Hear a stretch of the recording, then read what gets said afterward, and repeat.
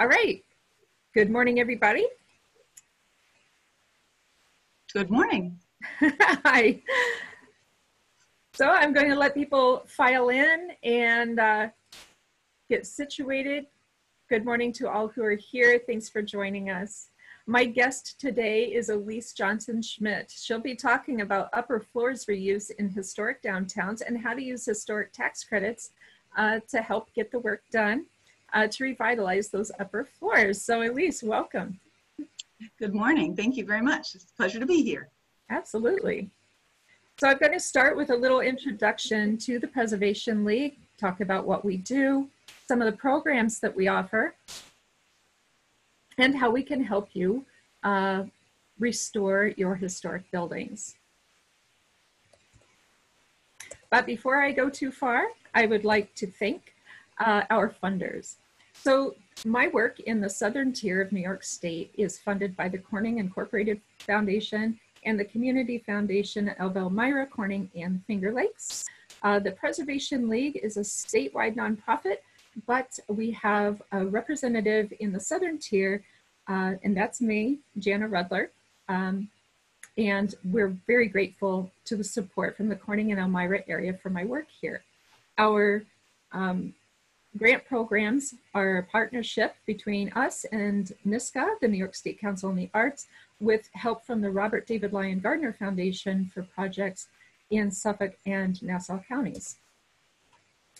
The Preservation League of New York State has been around since 1974 when a group of grassroots preservationists decided that there needed to be a unified voice for preservation in Albany. So a lot of the work that we do centers around advocacy work and meeting with representatives in Albany to help affect legislation and things that would bring historic preservation always to the table when it comes to community revitalization and economic development.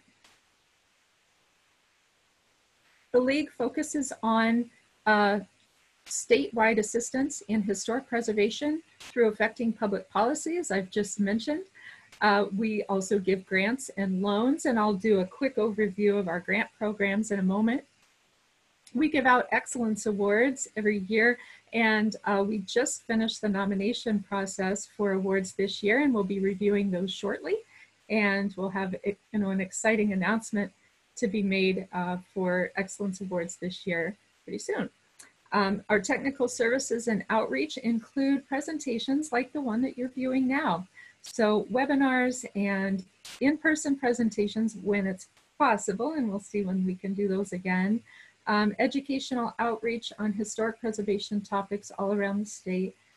So if you or somebody in your area would like to bring me or someone else from the League to speak in your area, or to even provide an online program, just give us a shout. We're always happy to help. We also help protect threatened historic resources through our 7 to Save program. This shines a light on 7 properties or kinds of properties every 2 years to help bring more technical support and public awareness to helping save these properties. Last year, our 7 to Save program included a traveling exhibit called Hidden in Plain Sight. That was a photography exhibit photographed by Bruce Harvey, and it went all around the state to museums and historical societies to help bring awareness to the plight of our 7 to Save resources. And finally, we work with preservation colleagues all around the state. So your local historic preservation groups are our partners in providing preservation services from Long Island to Buffalo and everywhere in between. The Preservation League offers 2 grant programs every year, our technical assistance grants and Preserve New York grants. And we'll talk about those just briefly so that you know what's available. Now, these are open for nonprofits and municipalities. But if you are a private property owner, don't worry, these grants actually will affect you in one way or the other, and we'll talk about that a little more in a moment. So our Technical Assistance Grants program opens in the fall, and this helps fund technical services for buildings, conservation studies, engineering analyses, everything you see here on the screen. And this can help lay the groundwork for later work on your building. So oftentimes, when you're planning a project on your building, you want to make sure that the planning process is sound so that you can move forward, especially if you need to raise funds for your project.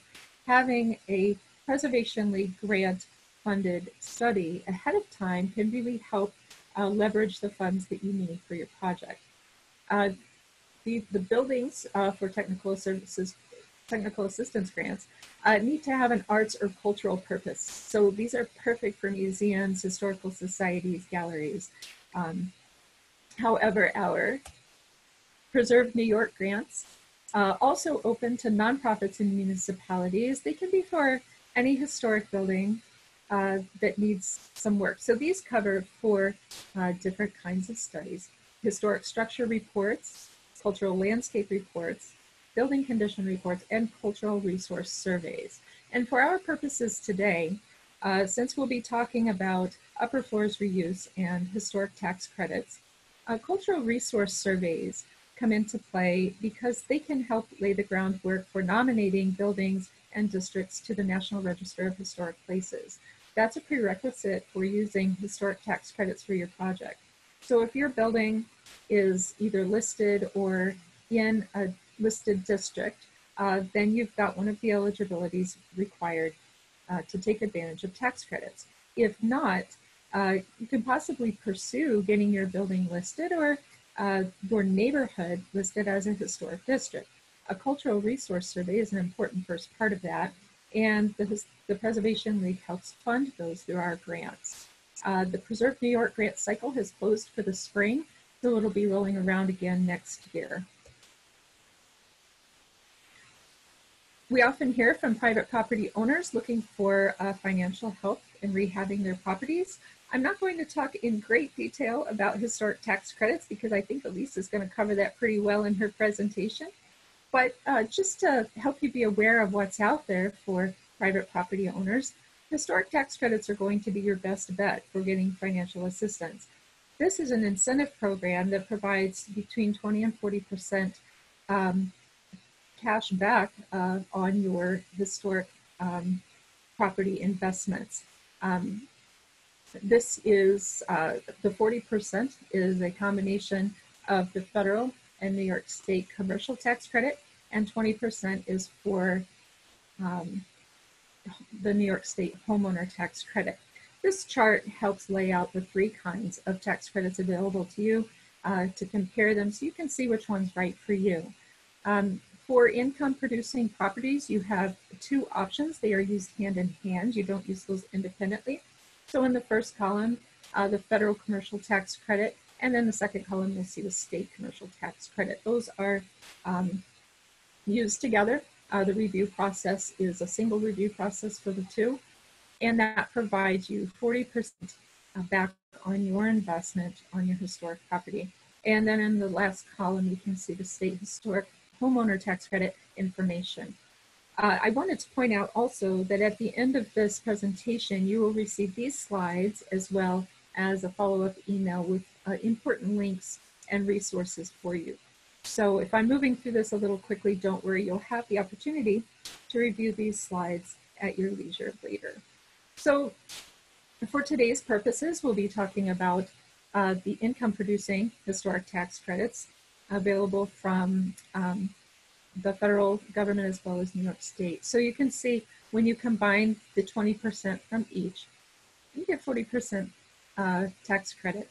Now, tax credits refer to not a tax deduction, but a dollar for dollar reduction in your state and federal tax liability. This is an income tax credit. So if you meet certain income requirements of, I think it's 60,000 or under, you would receive this tax credit back as a tax return check. And if your income is such that you don't tend to owe a lot in tax, or that you owe enough in taxes that you could get a simple reduction, then that's how it would show up. Either way, it's cash back in your pocket when you do work on your historic building. Now, there is a review process and an application process involved.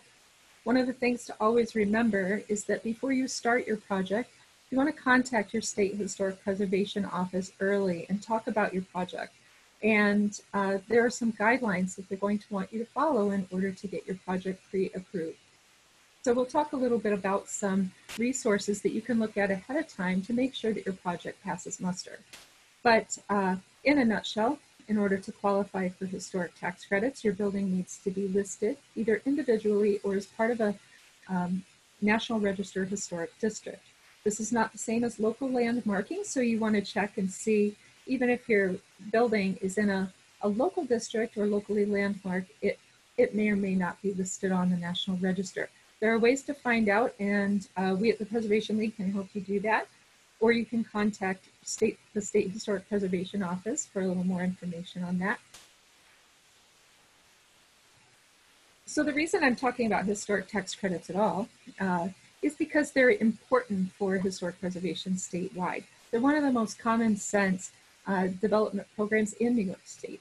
It's a dollar for dollar investment in historic preservation, direct assistance to property owners and helping them maintain and rehabilitate their historic properties. This is vital for the revitalization of cities and main streets all across New York State. We all know, most of us know, that healthy communities really depend on the preservation of our historic fabric. Historic communities traditionally attract more tourists. They're more pleasant to live in. They're more walkable. There are lots of advantages to preserving our historic buildings in our communities. And this is one program that is particularly successful in helping everyday people take care of their properties in a way that makes economic sense. So some resources you can look at ahead of time as you're starting to plan your projects for your building are preservation briefs. They are put out by the National Park Service. They're available online. There are roughly 50 of them covering various historic preservation topics as relating to buildings. The one up on the screen is about preserving and reusing historic gas stations. That's fun. But you'll find topics from historic windows to masonry and everything you need to know to get your project started. The Secretary of the Interior Standards for the Treatment of Historic Properties is the guiding document for the State Historic Preservation Office when they're reviewing your project. So you can see ahead of time what kind of things they would recommend and what kind of things they would not recommend with regard to your project. So that's useful information to know going into it so that you don't waste time planning a project that won't pass their review process. So take a look at that resource. You can find it online as well. The link is on your screen. Again, you'll get all this information at the end in an email so that you can easily access it. And I've pointed out here that their guidelines cover preserving, rehabilitating, restoring, and reconstructing historic properties. But for our purposes today and for your purposes in rehabilitating your historic building, you only need to look at the rehabilitating part of that document. It's a small part of a rather thick book. So when you see the document come up on your screen and it's a couple hundred pages long, you don't have to worry about reading for the whole thing. Go to page 75 where you'll find the rehabilitating part, and that's what you want to look at. It's really user-friendly, and it can really help you plan your project in a way that makes sense. And finally, when you're choosing your contractor, make sure that you choose someone who's familiar with historic buildings and who knows how to work with historic fabric. If you see work in your neighborhood that you admire on a historic building, knock on the door, talk to your neighbor, wear a mask for crying out loud, but at least talk to your neighbors about the work that's been done on their buildings and find out who did it. Word of mouth is really strong, you know, when finding somebody who's qualified to work on your property. And you can also check out the Preservation League's list of consultants. Now, we maintain a list of architects and engineers who have successfully completed projects using our grant funds. So we worked with these folks in the past. We know that they're reliable, and you can call any of them on the list and talk with them about your project. They tend to be familiar with contractors in their area and who's reliable to work with. Once you find a contractor, don't be shy about asking for references. You want to make sure that their past clients have been happy with their work and that they've worked within the guidelines of the Secretary of the Interior Standards. If they're not familiar with the standards and if they're unwilling to work within those guidelines, then you need to move on and find a different contractor. So I've shared with you a little bit of information about who the Preservation League is, the kind of work that we do around the state. Please keep in touch with us on our website, preservenys.org, where you'll find some resources, including our Upper Floors resource. It's a wonderful comprehensive guide about rehabilitating upper floors in historic downtowns. And my guest today was instrumental in putting that guide together. So you'll find lots of useful information there. So without further ado, I'd like to introduce Elise Johnson-Schmidt. She's the principal architect and owner of Johnson-Schmidt and Associates Architects. And she'll be talking with you now about upper floors reuse in historic downtowns. There you go, Elise. Be sure and unmute yourself on the lower left of your screen. There we go. Thank you. Wonderful. Thank you. Share. And I have to go to the other presentation mode. How do I get there? Let's see. Maybe a slideshow. Oops.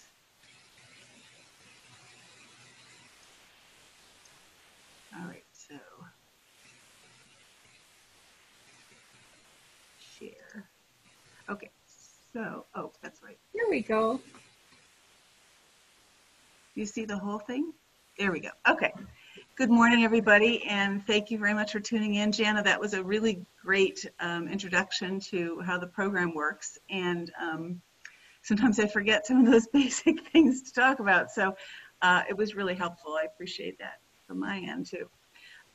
So I'm going to talk about projects and how they work, and mostly show you a lot of hopefully inspiring images to describe how a building can be rehabilitated using these tax credits. And it's so instrumental because communities really rely on their downtown to have vitality. And so I will start with, this is an image on Market Street in Corning, but oftentimes shopkeepers lived above their stores.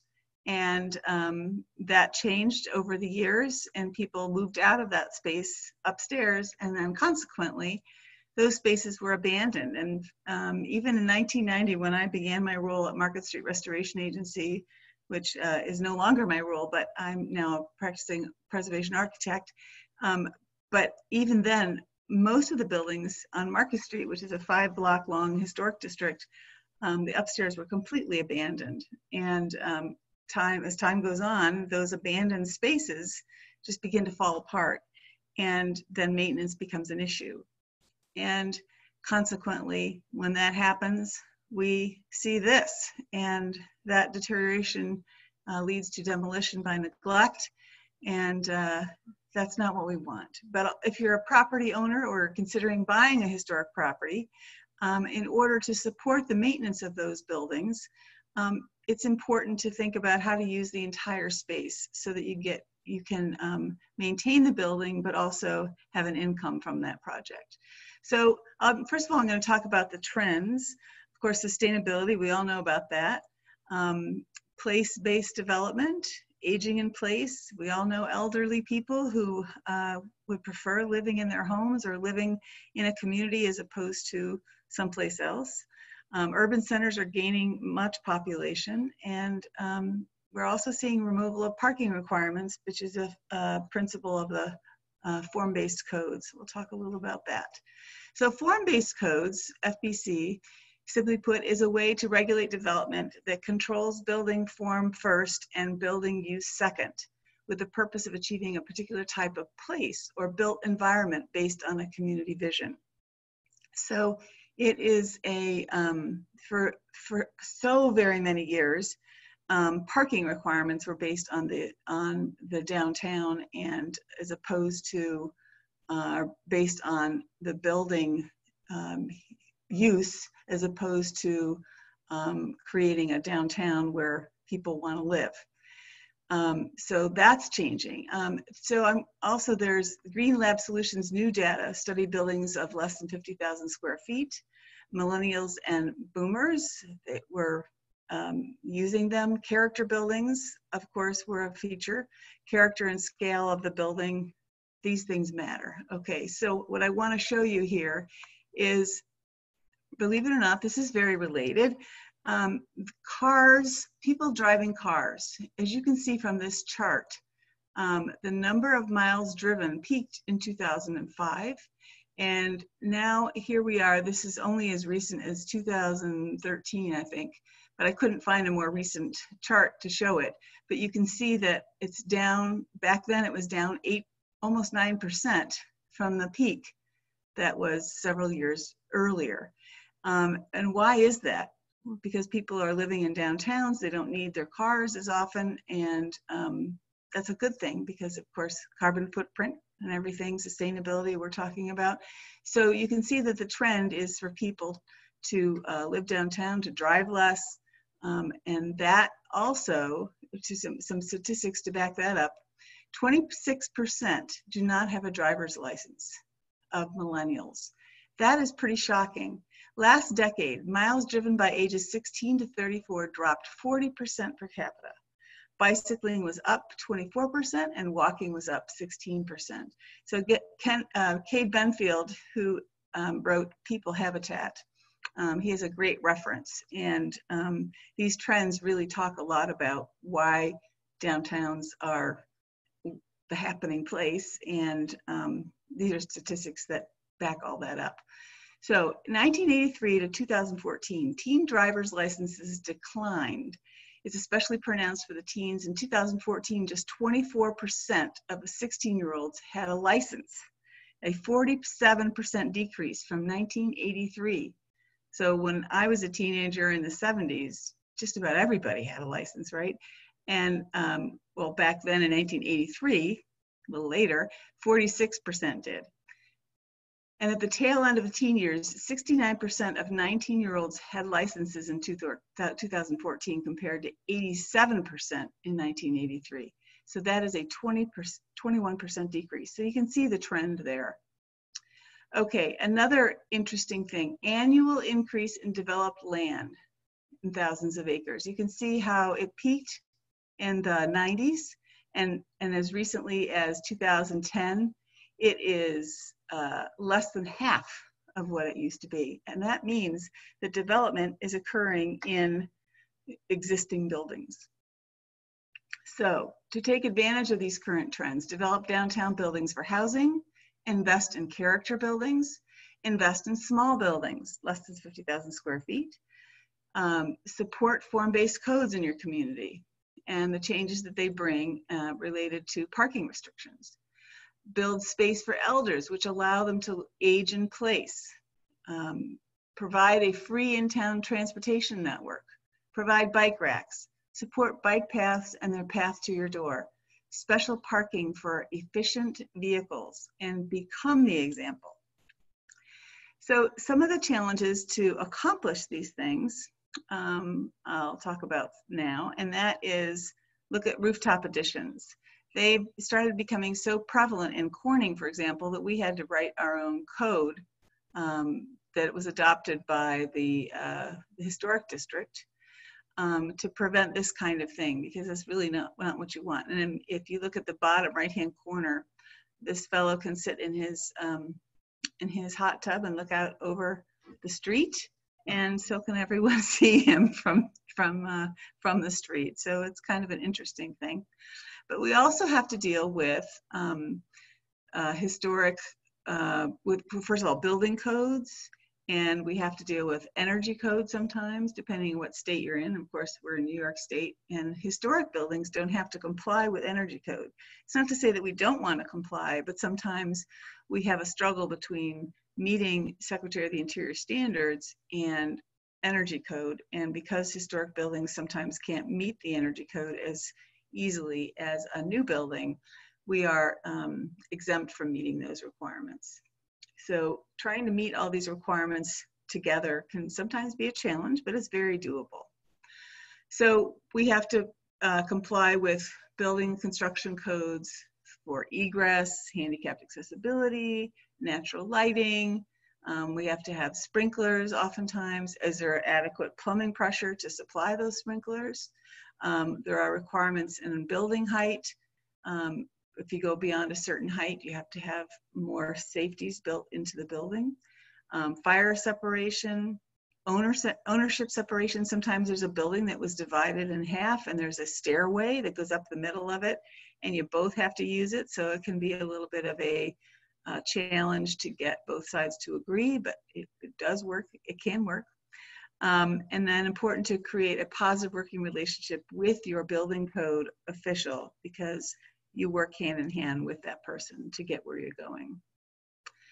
And in order to meet the Secretary of the Interior standards, which is our Bible for getting our tax credits for buildings listed on the national and state registers, national or state register, you need to maintain original stairways. You need to maintain original arrangement of space. That doesn't mean you can't take out any walls, but it means that you try to maintain certain important spaces, character defining spaces. You maintain original finishes and preserve those. You maintain original windows if they're in sufficient condition to retain. And then additions need to be created that are in keeping with the proportions of the building, and you don't want to create historicism. So you don't want to create an addition that looks like it was always there, but you want to create one that melds very well with what's there. And there is a difference. So, but the biggest challenge, I think, is financing. Money, of course. It always comes down to the cost. So where do we find the funds to fill this gap when we're thinking about how do we rehab a building? So as Janna just talked about, we can, in the case of New York, it's 20%, plus a federal tax credit of 20%. So you can get pretty far in helping to underwrite the cost. The trick for this is that doesn't come in at the beginning of the project unless you are syndicating your work, which is a little bit more complicated, but it's very doable. New York State is very progressive. We have a 20% tax credit. Some states don't have any, like New Hampshire, but this was showing sort of the Northeast and what the tax credits are for each state. And I won't go through some of these details because Janna just did that, but obviously it has to be listed and the project has to be approved. And you want to make sure you have professionals working with you if you're doing a commercial project who understand how the program works. You don't want somebody learning on your project. And that includes consulting an attorney or accountant who's experienced with tax credits. That's not any accountant, that's somebody who specifically has that talent. And there are many of them throughout the state of New York. Now, for example, project components such as site work, new additions, or other work outside of the historic building do not qualify for your tax credits. Most interior and exterior work is eligible for the tax credits, and the most direct benefit is the owner's combined tax credits for both state and federal income taxes. And then, as I mentioned, you may syndicate the tax credits, which means bringing a partner into the project who can utilize the tax credits, and effectively they sell the tax credits to that person. And this is a very useful way to do this because it brings cash in at the front end of a project versus getting your tax credits at the end. And then after 5 years, that partner, I say quote unquote partner, that person is paid a fee, and it's all built into the whole plan of how this works.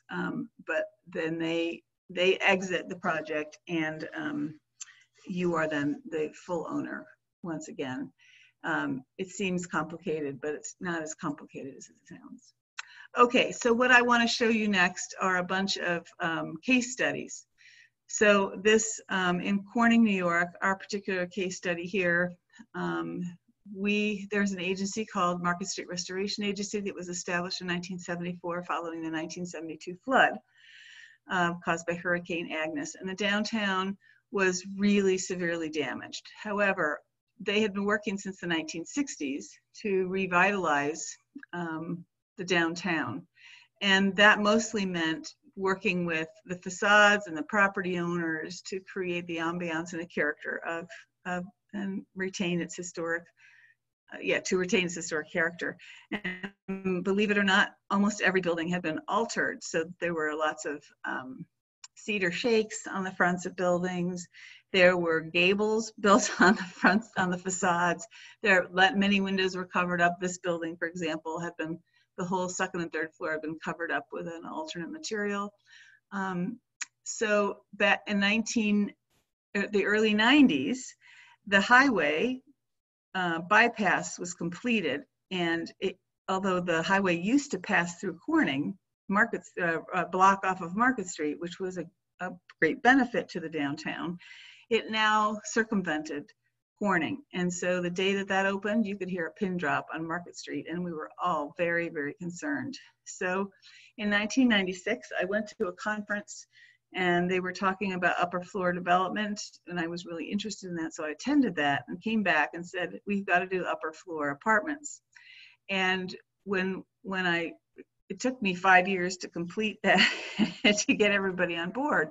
But people said, who wants to live in downtown? Nobody wants to live in downtown. Can you believe that? That's what the attitude was. So it took us 3 years to get everybody on the same page that this would be a good thing. And this was our first project, which was an old drugstore. And it was on a corner. There was an investment of $1.1 million, 7,000 square feet at $130 a square foot. And then the first floor retained its use as a commercial space, which was actually being used not as a drugstore, because the drugstore was called Ecker's Drugstore, and Eckerd, the drugstore company, bought them out because they didn't want Ecker's operating in the town where there was Eckerd. So the property owner, who was a pharmacist, took that money and invested it in his building. And we worked with the state of New York, because back then we didn't have a historic building code, and we did a lot of work. We worked with the state to come up with ways that they could see making the building safe to meet the intent of the code, but not the letter of the code.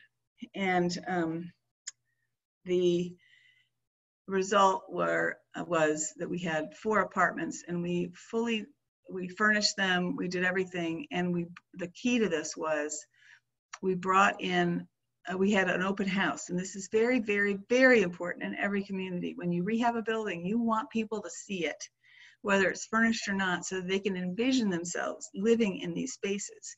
So we had an open house, 500 people came through, and it just, it finally sunk in that people would want to live there, and it began the boom.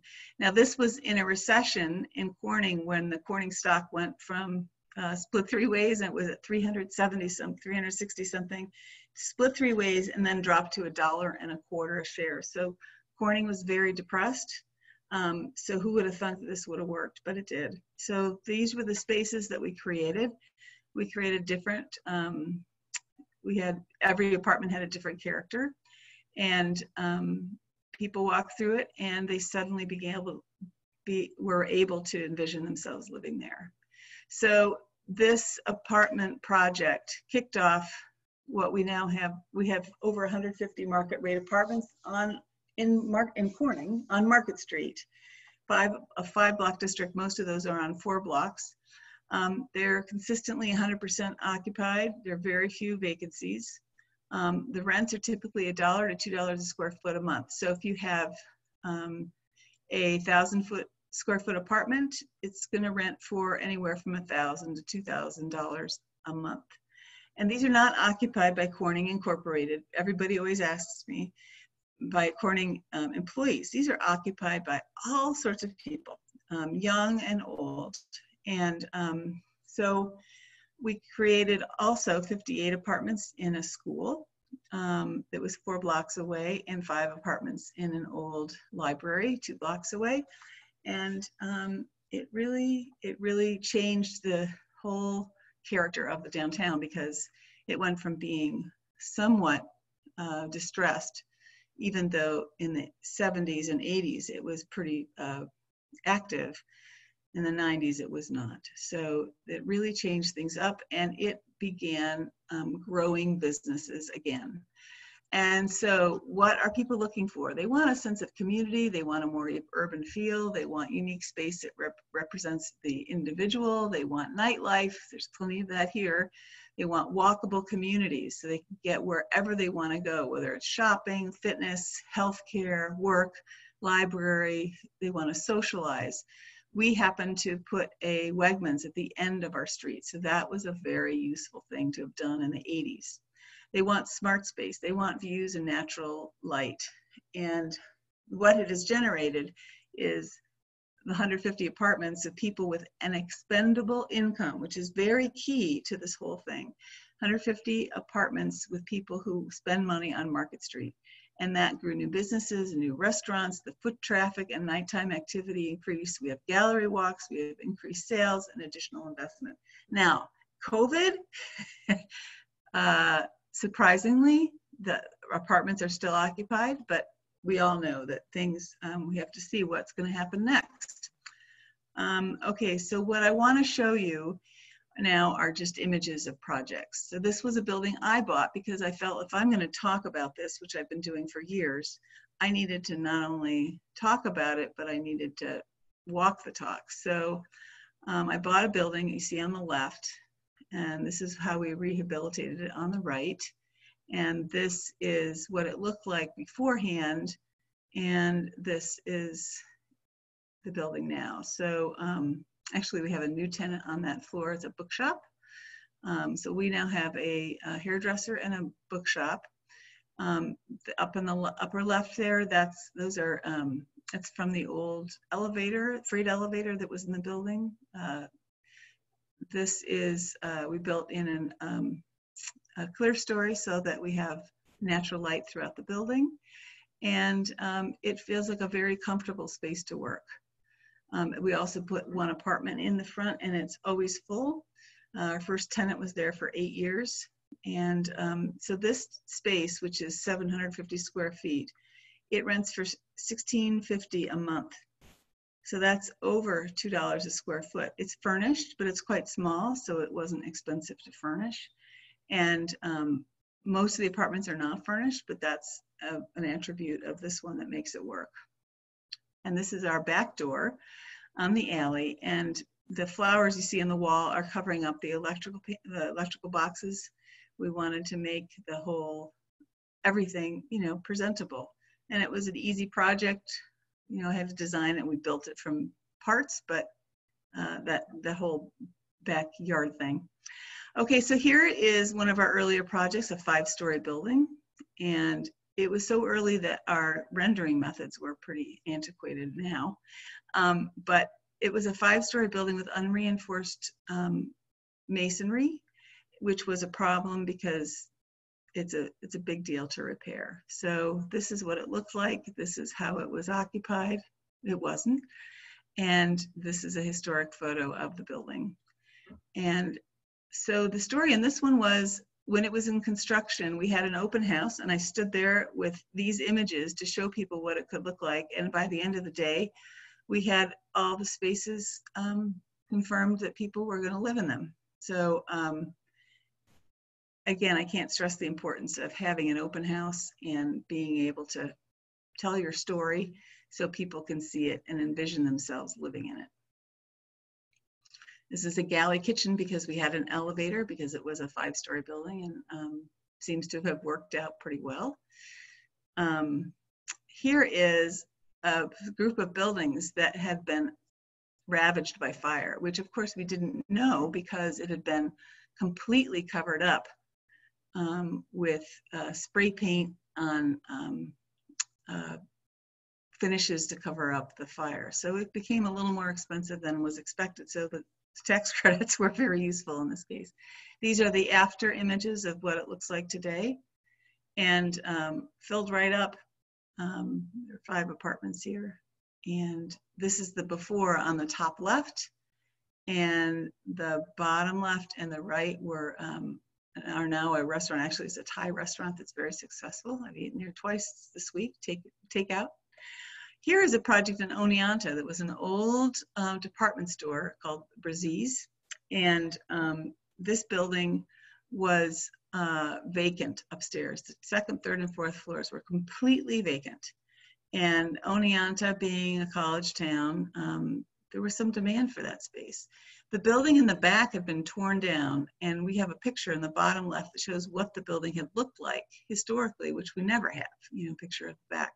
So this on the right is what the back of the building looks like today after our rehabilitation. The top left is what it looked like when we got to the building. We've gone through several developers, or they've gone through several developers, and then we came through and brought them in a developer, and these are the before and afters on for each of these slides. So it's a very charming building, and that building filled right up.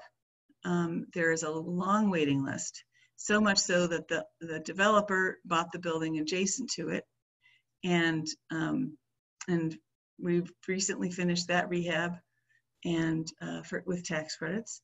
This building, the developer wanted to not do tax credits because he didn't want to be troubled with all the paperwork. We kept saying, oh, really?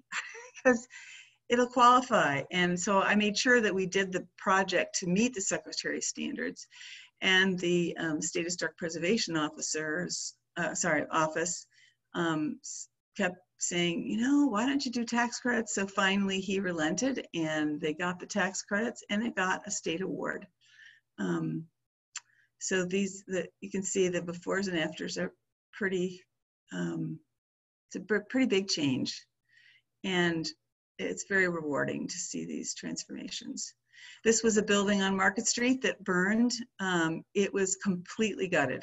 The only thing that was left was part of the facade, and everything inside was gone. There was a wall in the middle, which you see in the bottom right.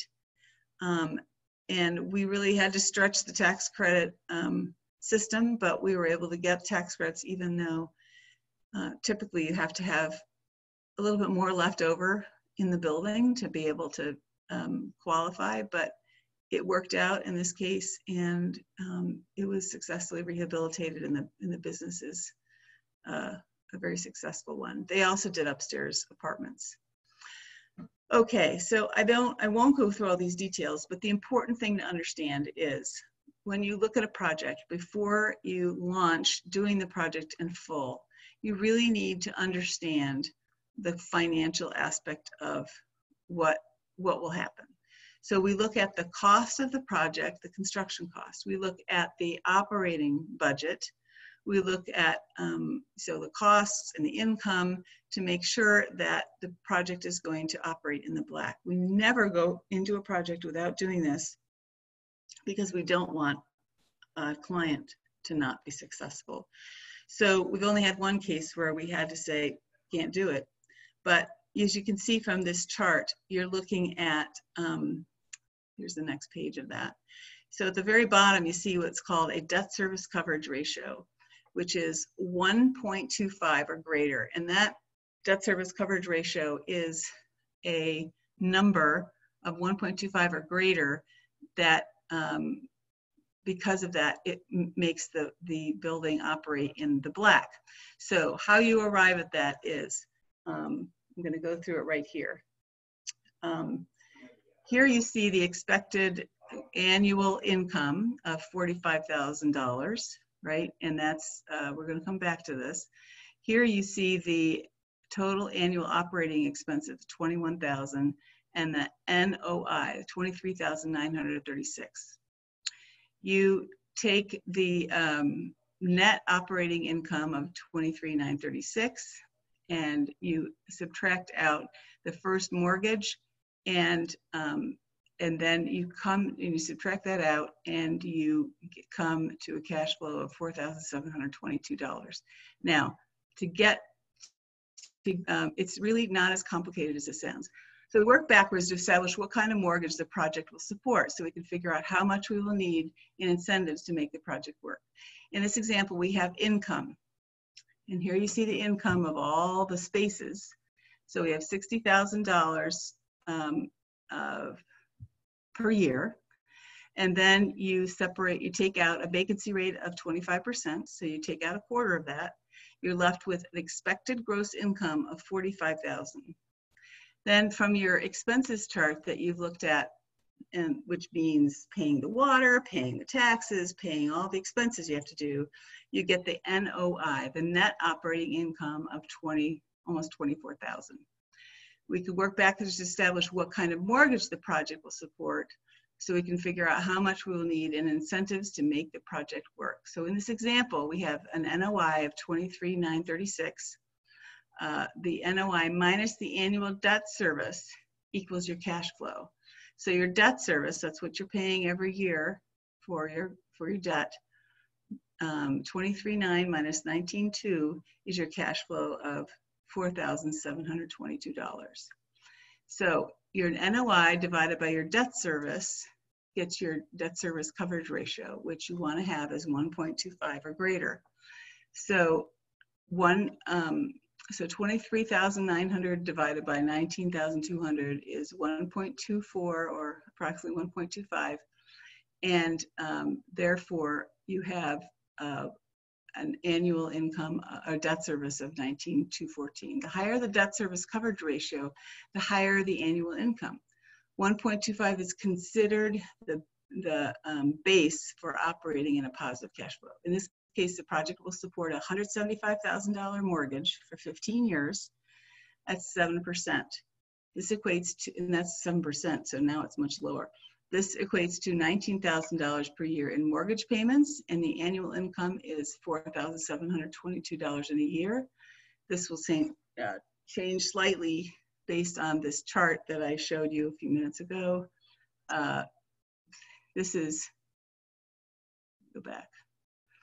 So this shows every year, we actually do this over 10 years. So you can see at the top, year 1, year 2, 3, 4, 5, and we do it out to 10. So you want to work backwards to figure out what the bank will support to be able to invest in a building. And then you figure out, okay, so if the bank is going to support it with this much income or with this much of a loan, and I have this much cash, you know, whether that's 10% or whatever it is, you can figure out whether the project works or not. So here was that project that didn't work. So this was in Green, New York. And the reason it didn't work, as you can see right here, look at the price, $435,000. We knew that was going to be a struggle, and the owner wanted way too much for the building to be, he was selling to be able to make this project work. And so we ran all these numbers.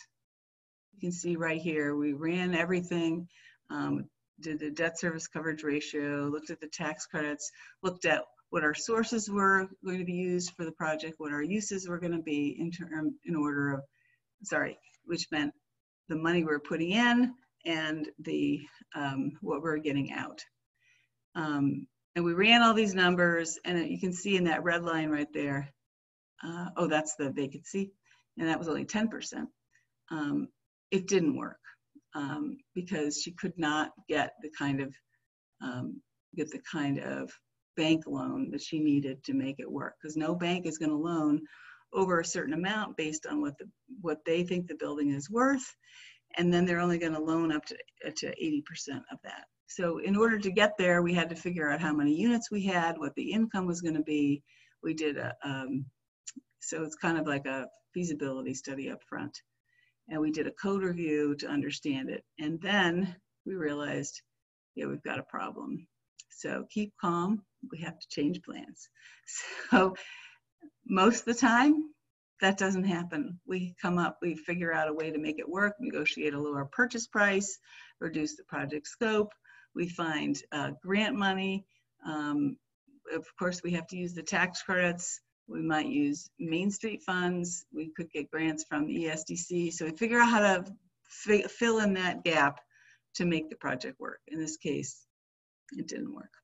So here is, I wanted to show you this because we didn't do this project, but we wanted to illustrate the idea that this is what it could look like in a downtown. And so these were renderings that we did that didn't take that long to do, to illustrate how beautiful the building could be. Now, this is a project that's currently in construction right now. You can see on the left is the building as it existed over the past several years. And we're in construction, will be finished in October. On the right is the side of the building, so the left side of that image on the left. So you can see that we've come a long way already.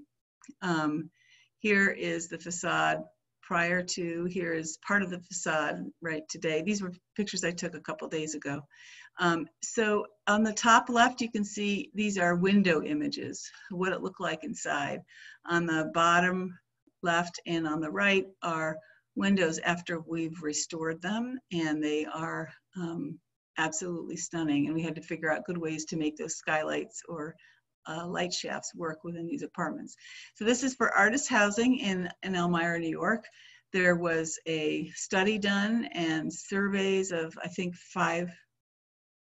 500 people took surveys that showed their interest in living in or having a studio to work, a working studio for artists in this, in Corning. So Arbor Development is our client here, and you can see this is what it's looked like 2 days ago. And you can see this, it's come a long way, figuring out how to get the railing a little higher because we have to meet code. And on the left, you see the front, top left, you see the front of this building, which is on the right.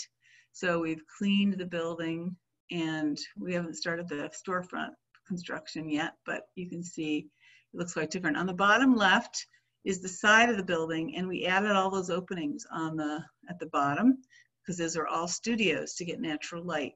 And this is not only a historic preservation tax credit project, so it's getting 20% federal and 20% state, but it's also getting affordable housing funding, which meant that we had to meet very, very many requirements, but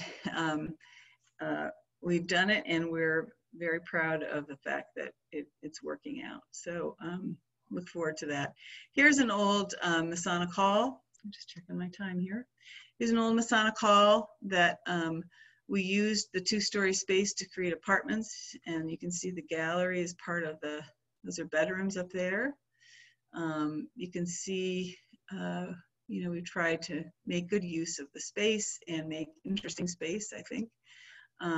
We had to divide that main Masonic Hall space into 3, and in the end, even though the client didn't want to do tax credits on this, I worked closely with the director of the Park Service, and he felt that we would have gotten tax credits in the end. It's very difficult to divide a character-defining space like a Masonic Hall, but my goal is to show how it can happen and how it can work. And so these are some images from that project. Here's an old library that was in horrendous condition, as you can see, molds, a lot of water. Yeah, this was a 20-year goal for me, and this is what it looked like. And it is now restored and rehabilitated and fully occupied and beloved by the tenants. In fact, the owner has one of the apartments. It's divided into 1, 2, 3, 4, 5 apartments, and 2 of them are very small. This is almost the extent of that apartment, right, that you see in this image. And they've made very good use out of the space. This was a real joy. Actually, as a kid, I used to go here when it was a library. This is the 3rd floor. There was a stage here, so you can see the stage in the foreground. And then you can see off on the back of that space, there's glass up there, sound attenuating glass, because we have bedrooms back in there. But here's some views of, and this table actually used to be my conference table when I was at Market Street Restoration Agency, and it was actually a table from the library. So they gifted it back to the building, and the library table and its chairs are back home again. And this is the space out over the pediment of the entrance of the building. So you can see that even though that building, you remember what it looked like in those images, it really has been transformed back into its former glory and new use. So this really was a labor of love. Okay, and then here is an example of a single wide building on Market Street. This is what it looked like before, and this is what it looks like today. We actually added a 4th level. It was not on top of the building, but it was into the 3rd level, and we were very careful to make sure sight lines were such that you can't see this addition on the top of the building. But the owner of the building lives here, and he rents out the 1st and 2nd floor for other uses, but this is his home, and this is that 4th level. This is the front of the space, the bedroom before it was completely finished, and the view, so you can have outdoor space just like everywhere else. And here's a building right next door to it that was an old insurance agency, and this is what it looked like when we started. This is what it looks like today. So we did the finishes, we did the interior design for this as well. But they love their space, and I think it serves them well. This is their waiting area. This is what it looked like before on the 2nd floor. And this is this is where they have their offices. They have barn doors if they need privacy. This is what it was before. And this is what it looks like today on the 3rd floor. And this is more of the 3rd floor, the apartment that we did. And you can see that it's, pretty nice space, and who wouldn't want to live on Market Street? As they were telling me back in 1996, nobody's going to want to live there. This is in Elmira, New York. This is the before and the after. In that same space. And this is an old glass engraving factory on Market Street. You can see the ceiling has a whole bunch of mechanical equipment up there that was used for engraving the glass. And this is what it looks like today. So this was a great, we won a state award for this project. I think it was we won a state award for this one. And it's, again, fully occupied. And here was an acid vat that was used for engraving the glass. You can see in the black section, that was a big barrel, and here it is after it's been cleaned up and restored. So that's part of the space. You can see it right here on the loft in this section that is now a little office space with that you can see that beautiful barrel. Here's another one of the apartments in the building with all that equipment still hanging on the ceiling. It was one of the most challenging projects to design, to make sure that we designed it with so that equipment worked well. This was part of the display space in the building for the Hawks Glass, which was started by a guy named T.G. Hawks, and he brought a guy named Frederick Carter, who, if you know glass, came from England, and he started Steuben Glass. This was his office, which is now a bedroom in one of the apartments on the 2nd floor, and this is all part of that area where he had his office. The showroom was interesting because we had pictures of the glass being displayed in the showroom, which I'll show you in a minute.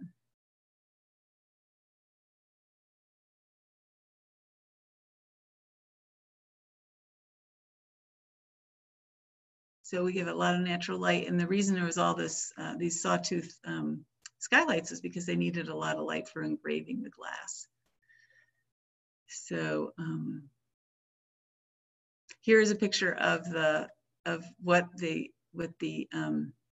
showroom looked like, and this is what it is today. So you can see, if you toggle back here to see the mirrors back there on the back wall, and then the windows, and here are the same mirrors today. And then we did a sliding wall for a bedroom. And more of those mirrors for displaying the glass are all still in place. So that was a fun project to do. And then the second glass factory we did, I think I'm almost finished here, but the second glass factory looked like this. It had been annihilated. You can see the storefront, they took out the windows.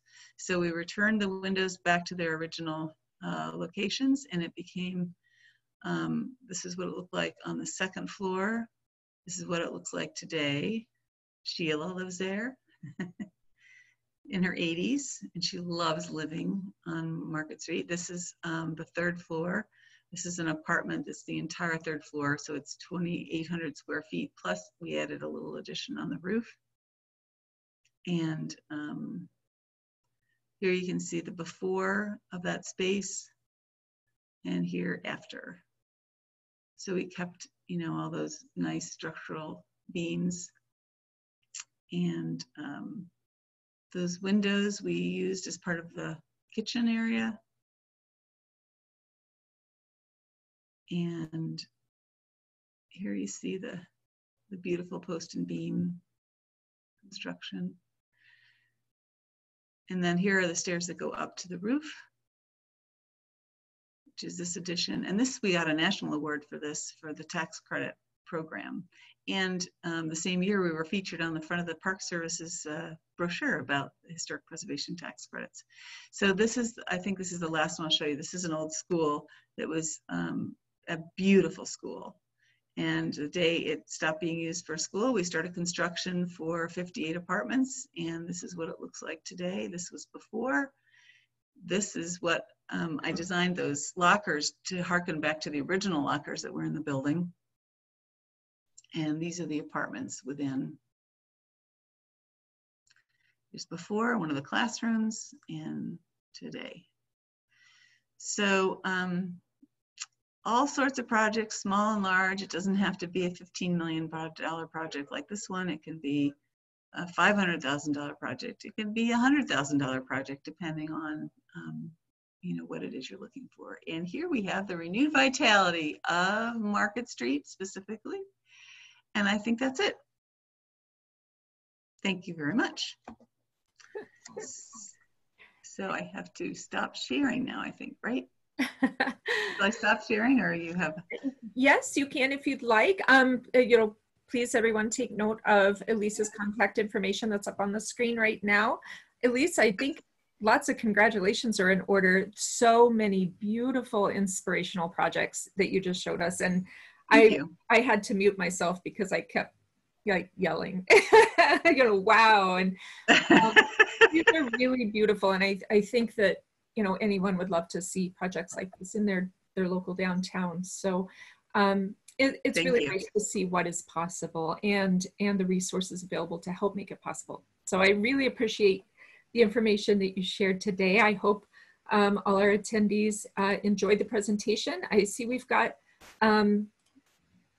some people still left in the room, and if there are any questions, please feel free to type them in the Q&A box. Raise your hand if you'd like to make any comments or ask any questions verbally. I would, you know, we'd certainly be happy to entertain your questions here before we sign off.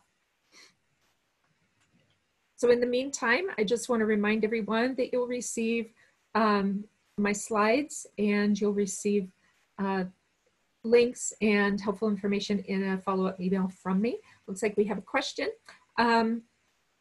Elise, this question is for you. The question is, do you stage these projects yourself? So typically we stage at least an apartment to show people how it could look. So many of these have furniture that's also a labor of love. It's a lot of work to haul furniture around and set it up, but the concept is to show people this could be your home, right? And to make it feel like home. So we stage some of it. Occasionally we just take pictures of how people have it fitted out. And yeah, so It depends. It can be either one. But again, that putting on an open house and having that be the time when you do some staging so people can envision themselves living there, I can't stress how important that really is. Thank you. Mm-hmm. All right. I know I'm a country girl and a homeowner, and I could see myself living in these spaces. And I think that one of the things that we hear from folks are that the rents sometimes seem high, but I think that if you figure that against the cost of owning a home and maintaining property, that it really kind of equals out. And you end up with the convenience, the amazing convenience of living downtown in a newly revitalized area. So I want to add that artist housing project in Elmira, those are affordable income units. Wonderful. So they are going to be a fraction of that. And people have been when we walk through, they go, "This is affordable housing." And I'm like, yeah, it's not that hard to do affordable housing in historic buildings and maintain those historic details. And make it all work. So it does work. But the important thing is to understand in downtowns, you want to have market rate housing, at least a majority of it, because you want people to have an expendable income to be able to spend in the community. And in the case of the artist housing, you may have, because you have artists living in those spaces who appreciate if they cannot spend as much on their rent, maybe they have a little more money to spend in the downtown too. Oh, absolutely. Yeah. Okay, thank you. If there are no more questions, then I think we're going to sign off. Thank you again for joining us. Be sure and check out the Preservation League's website at preservenys.org for upcoming presentations. Also, you'll be able to view this presentation, a recorded version of it, along with our tax credit workshops that my colleague Christina Hingle has been giving for the past 3 months, as well as my previous preservation office hour topics. So be sure and check those out, share them with your friends, and we hope to see you next time. So thank you again. Thank you, Elise. Thank you. Have a happy 4th, and we'll talk to you again soon. You too. Thank you. Bye-bye. Bye-bye.